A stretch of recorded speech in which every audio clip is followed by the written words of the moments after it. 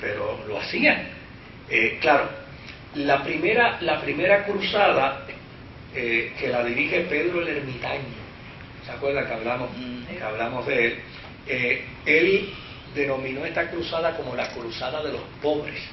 Bienaventurados los pobres, porque ellos recibirán la tierra por heredad. Todo eso se interpretaba así. Eran las interpretaciones teológicas. Pues esta es la cruzada de los pobres. Desde luego, como eran pobres, eran campesinos, agricultores, pues ellos se dirigieron hacia el oriente de manera bien desorganizada. En el camino se encontraron a judíos, y desde luego a ellos se les ocurrió pensar que los primeros enemigos que Dios le había puesto en el camino eran a los judíos, porque los judíos fueron los que habían matado al Cristo. Sí, pero no vaya lejos.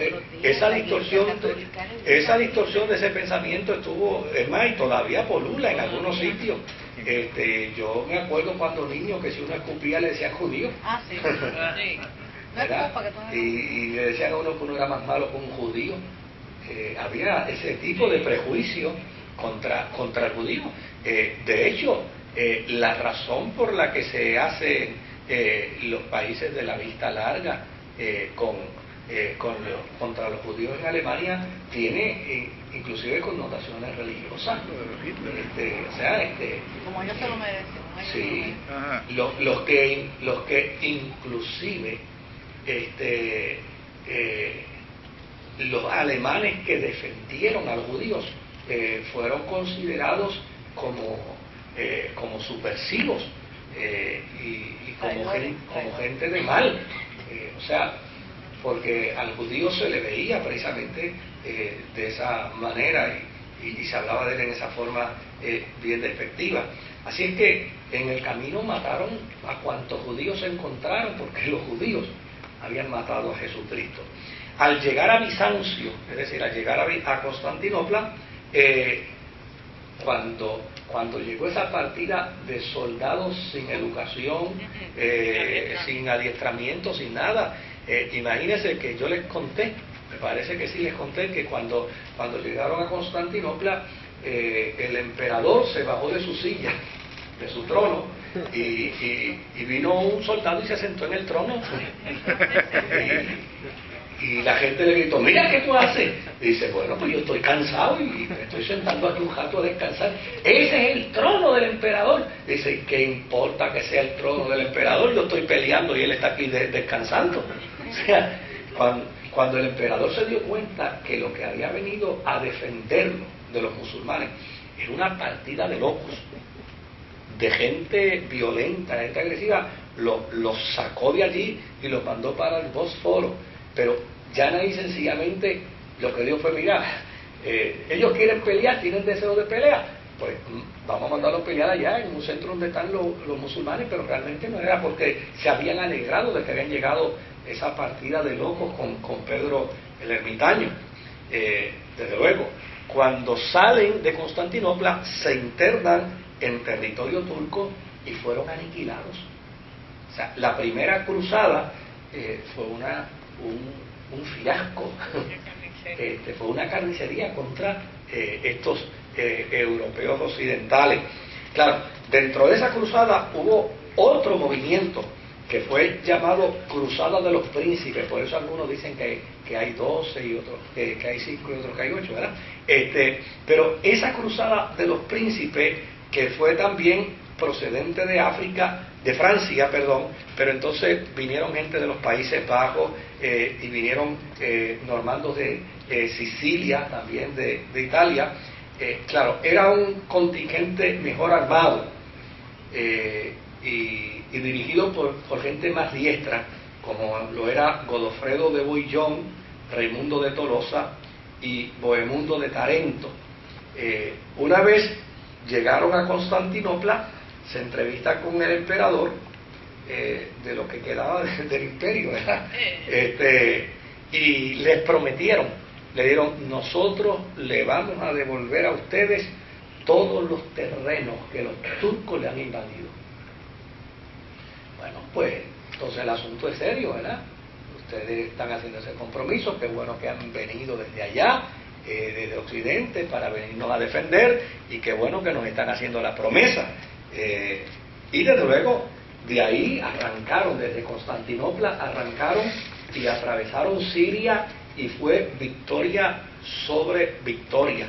En Siria salieron y conquistaron Antioquía, y de ahí, obviamente, lo único que hacía ese ejército con estos tres individuos era prácticamente conquistar, pero desde luego la promesa que le hicieron a Constantinopla, a Bizancio, no la cumplieron. Por ejemplo, Bohemundo se quedó con toda la tierra de Antioquía, y no se la dio a Bizancio. De hecho, desde Antioquía después fue a Jerusalén y conquistó a Jerusalén, pero en Jerusalén mató indistintamente a musulmanes y a judíos, y a mujeres y a niños, o sea, en nombre de Dios. Pero a fin de cuentas, Bizancio no recibió ningún beneficio. Simplemente ellos conquistaron, poseyeron esas tierras, se las quitaron a los turcos, muchos de ellos se regresaron a sus países de origen, otros se quedaron en las tierras conquistadas.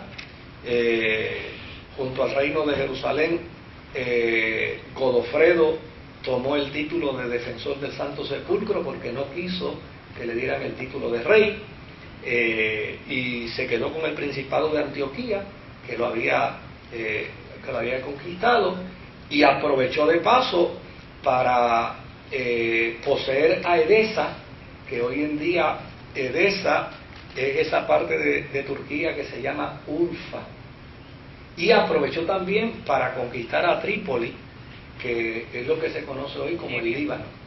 Sí, como el Líbano. Y desde luego, allí se quedaron ellos, y lo que esperaba el imperio de Oriente, eso no se logró en lo absoluto. Claro, se formó otro movimiento llamado también la Cruzada del 1101, pero esta expedición fue aniquilada por los turcos mientras atravesaban la región de Anatolia, y finalmente por cerca de 50 años no hubo más gestas de cruzada. O sea, la primera cruzada terminó